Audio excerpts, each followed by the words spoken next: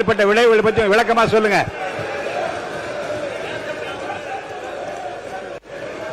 மாண்புமிகு பேரவைத் தலைவர் அவர்களே, இல்ல கொஞ்சம் இருங்க. புலி பயங்கரமா தாக்கி இருக்கு, மக்களுக்கு ஆபத்து ஏற்பட்டு இருக்கு. அதை பத்தி அவர் பேசுறாரு.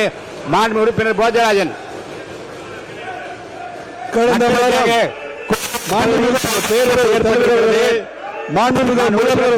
பேசுறது கொஞ்சம் கேட்போம். கடந்த வாரம் நீலகிரி மாவட்டத்தில் போஜராஜன் பேசுங்க. கடந்த வாரம் நீலகிரி மாவட்டத்தில் கூடலூர் பகுதியிலே மாண்பு உறுப்பினர்களுக்கு விதியை படித்து விட்டேன். இந்த விதிப்படி தான் நடப்பேன். மாற்றம் கிடையாது. நீங்கள்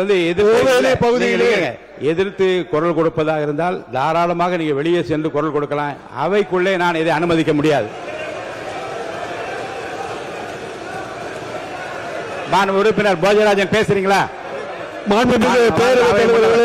அவை முன்னவர் மாண்புமிகு பேரவைத் தலைவர் அவர்களே, 110 விதியின் கீழ்